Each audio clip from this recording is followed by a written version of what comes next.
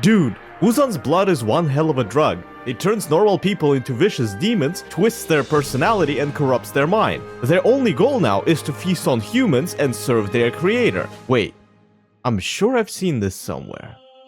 Hello, comrade. My name is Mahis. Come, get yourself a beverage and sit down with me. We got demons to explain. Let's start by looking at these guys from a more scientific point. What are they?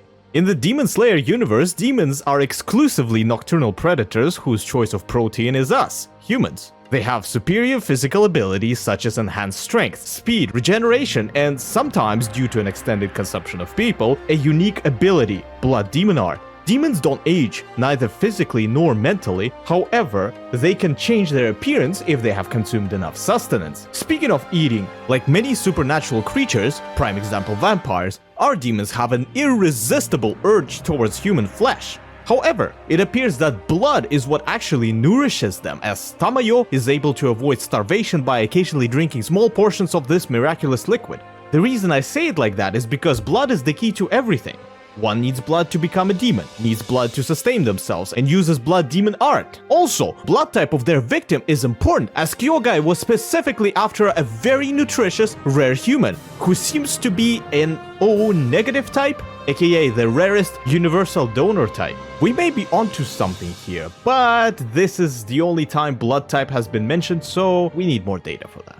Demons' only vulnerabilities are sunlight, Muzan, and Wisteria. Direct sunlight burns them to a crisp, however a sun-infused sword will do too, if used for decapitation. Muzan can both give and take blood, resulting their death in either case depending on the circumstances, and Wisteria acts like a natural repellent that can be turned into a powerful poison. Given how demons get stronger with each meal, do not die from unnatural causes, starvation aside, and are unable to kill each other, we can conclude that their evolutionary goal is becoming stronger.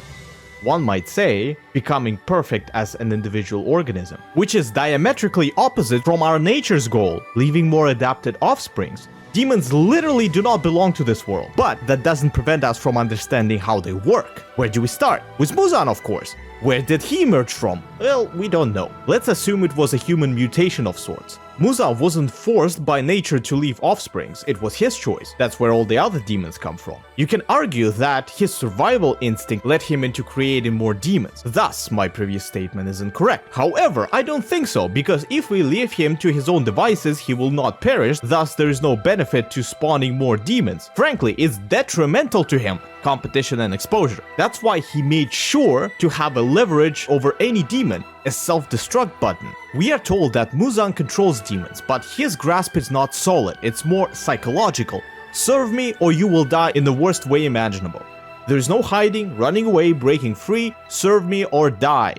Unless you do break free like Tamayo and Nezuko, then Muzan can't track you nor kill you indirectly. What did they break exactly? Muzan's curse.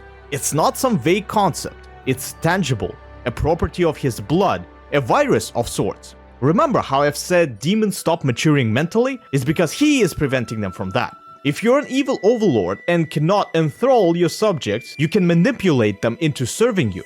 Another property of his blood is turning people evil. We have seen what Rui changed into. Halting emotional development will make sure demons and Muzan have a similar mindset, thus easier to control. On top of that, he erases or warps memories of demons, another effect of his curse, once again tailored to making controlling them easier. We can kinda see that with Tamayo and Ushiro. He reveres her for all the good reasons. She gave him life, place, purpose, love, and affection. That sounds awfully familiar. That's basically Daki's and Gyotaro's situation. Not only does Muzan provide people with power, which by itself is intoxicating and allows them to be themselves, he forces a specific state of mind and cuts off anything that makes them human. He also caters individually to select few demons. He gives Rui permission to create a family. He was very strict with Akaza, and he treated Daki as a young girl she was.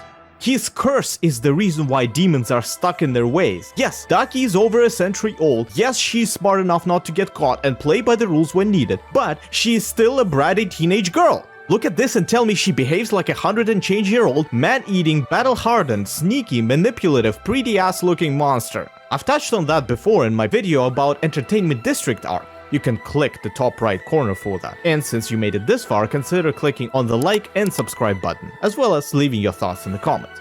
Demons hold on to their grudges and unresolved issues because they don't have the capacity to do anything about it. They remind me of ghosts. They're also stuck. A kid will still be a kid even after a decade. For sure, they can accumulate life or unlife experience, improve their combat, but that doesn't help.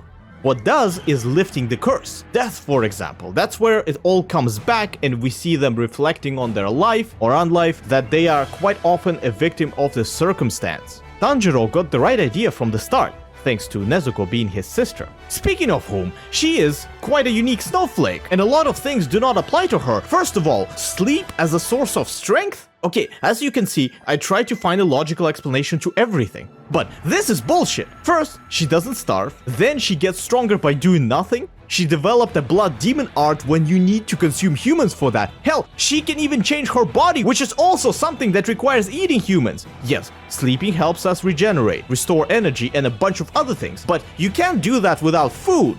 Energy can neither be created nor be destroyed. It can only be transferred from one form to another. That's the fundamental law of thermodynamics. What is transferring energy into Nezuko so she can overpower Daki? Is she some sort of lunar panel? Think Mahis. Nezuko defies physics. She wanders the night, dormant during the day. She has been turned by being ingested with a certain red liquid. Oh my god. Nezuko is a titan. That makes Muzan a founding titan. It all makes sense. Demons can only be created with a special serum. They are humanoids that feed on humans. Some of them possess unique abilities while most of them are basic. The big bad controls them all. They are vulnerable during a specific time of day. And finally, to kill them, you need to target the fucking neck!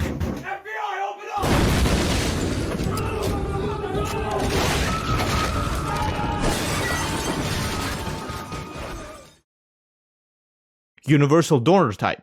Universal fuck.